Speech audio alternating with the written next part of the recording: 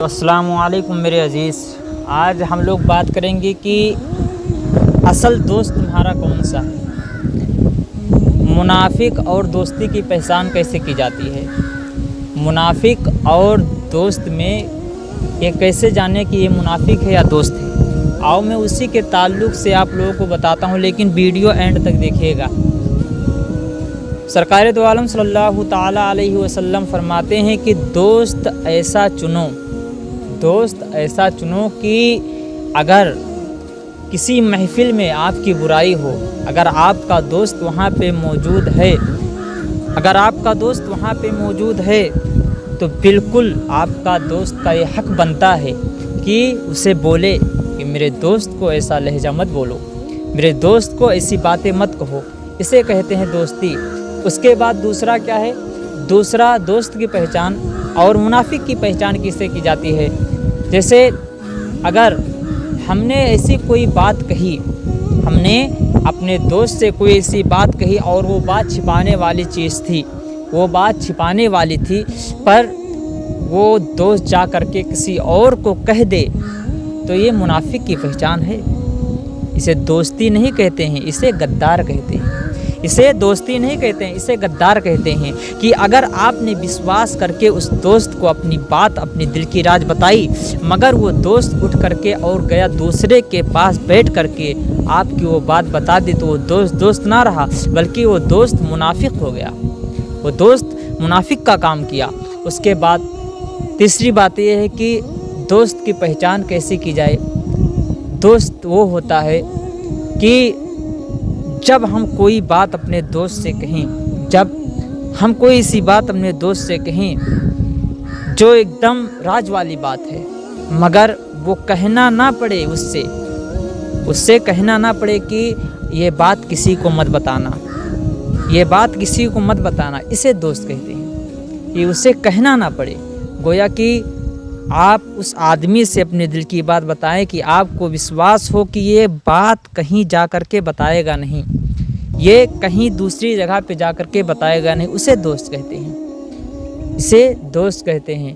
اس کے بعد سرکار دو عالم صلی اللہ تعالیٰ علیہ وسلم نے فرمایا ہے کہ ایسی جگہ آپ کا دوست موجود ہے جہاں آپ کی برائی ہوتی ہے، تو اس کا یہ حق ہے کہ اپنی دوستی وہاں پہ نبھائے، ایک دم بھائی کی طرح وہ اپنی دوستی نبھائے، وہاں پہ روکے، اس کے زما کو پکڑے کہ میرے دوست کو ایسا لہجہ مت بولو، میرے دوست کو ایسی بات مت کہو، اپنے دوست کے دشمن کو اپنا دشمن سمجھو۔ سرکار دو عالم صلی اللہ تعالیٰ علیہ وسلم فرماتے ہیں کہ دوستی اس چیز کا نام ہے کہ اگر دو میں سے کوئی ایک انتقال کر گیا تو دوست کا حق یہ ہے کہ اس کے اہل و عیال کا بھی خیال رکھے، اسے دوستی کہتے ہیں۔ اگر اس لائق ہے کہ یہ قرضہ بھی دے سکتا ہے، اگر اس کا دوست انتقال کر گیا اور وہ دوست قرض دار تھا، تو دوست کو چاہیے کہ اگر اس لائق اللہ نے اسے بنایا ہے تو ضرور وہ اس کا قرضہ معاف کرائے یا وہ قرضہ دے، اسے دوستی کہتے ہیں۔ اور دوست ایسا چنو کہ اگر آپ کی بغاوت ہو تو وہ فوراً بولے، اگر آپ کی چغلخوری کرتا ہے تو وہ دوست نہیں ہے، اگر آپ کے دل کا حال کسی کو بتاتا ہے وہ دوست نہیں ہے، بلکہ وہ سب سے بڑا آپ کا دشمن ہے۔ تو لہٰذا بتانا یہ ضروری ہے کہ دوست اور منافق کی پہچان اسی طرح کی جاتی ہے کہ ہم اپنے دوست کو دوست سمجھتے ہیں، ہم اس آدمی کو اپنا دوست سمجھ کر کے اپنے دل کا حال بیاں کر دیتے ہیں اور وہ جا کر کے کسی اور کو بتا دیتا ہے، وہ چرچے میں آ جاتا ہے، وہ بات چرچے میں آ جاتی ہے۔ اسے دوستی نہیں بلکہ اسے منافق کہا جاتا ہے۔ یہ منافق کی پہچان ہے، دوستی میں درار پیدا کرنا، یہ منافق کی پہچان ہے، دوستی کے قابل نہیں ہے، دوستی کے لائق نہیں ہے۔ میرے دوست ایسا بناؤ کہ اگر آپ کی برائی ہو تو آپ کے لیے وہ کھڑا رہے، اگر آپ کی برائی کرتا ہے کوئی تو وہاں پہ وہ روکے کہ میرے دوست کو ایسا لہجہ مت بولو، اسے دوستی کہتے ہیں۔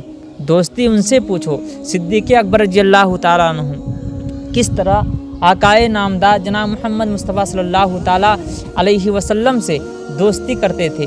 آقائے نامدار جناب محمد مصطفیٰ صلی اللہ تعالیٰ علیہ وسلم جب اپنی نبوت کا اعلان کرتے ہیں تو لوگ کہتے ہیں کہ ہم انہیں نبی تسلیم نہیں کریں گے، لوگ کہتے ہیں کہ ہم انہیں نبی نہیں مانیں گے۔ اس کے بعد صدیق اکبر رضی اللہ تعالیٰ عنہ آ کر کے اور سرکار دو عالم صلی اللہ تعالیٰ علیہ وسلم کے ہاتھوں میں اپنا ہاتھ دے کر کے اور مشرف با اسلام قبول کر لیا کرتے ہیں، مشرف با اسلام ہو جایا کرتے ہیں، اسے دوستی کہتے ہیں۔ اس کے بعد میرے آقا جناب محمد مصطفیٰ صلی اللہ تعالیٰ علیہ وسلم ان کے ہاتھوں کو اٹھا کر کے فضائے مدینہ میں بلند کرتے ہیں اور کہتے ہیں لوگوں سنو، صدیق اکبر آج میرے دنیا کے بھی دوست ہیں اور آخرت کے بھی دوست ہوں گے۔ یہ کس نے کہا؟ میرے آقا نے فرمایا۔ تو دوست ایسا چنو جو آپ کا ہر پل ہر وقت آپ کے ساتھ اگرچہ نہ رہ سکے لیکن وہ اس طرح رہے، سائے کی طرح رہے، اسے دوستی کہتے ہیں۔ لیکن ہم لوگ اس طرح کی دوستی نہیں نبھا سکے جس طریقے سے میرے آقا نے صدیق اکبر کے ساتھ اور صدیق اکبر میرے آقا کے ساتھ دوستی کیا کرتے تھے۔ غار حرا کے اندر دیکھیے، جب غار میں میرے آقا جاتے ہیں تو غار کا تمام سوراخ بند رہتا ہے، صرف ایک سوراخ خالی رہتا ہے جس پر حضرت ابوبکر صدیق اپنے ایڑی کو لگا لیتے ہیں۔ اس کے بعد آقائے نامدار بلاتے ہیں میرے نبی تشریف لاؤ، جب تشریف لے کر کے جاتے ہیں اتنے میں صاف حضرت صدیق اکبر کے پیر میں ڈس لیا کرتا ہے، صدیق اکبر کے پیر میں ڈس لیا کرتا ہے۔ اسے محبت کہتے ہیں۔ تکلیف خود ہو پر اپنے دوست کو تکلیف نہ ہونے دیں۔ السلام علیکم۔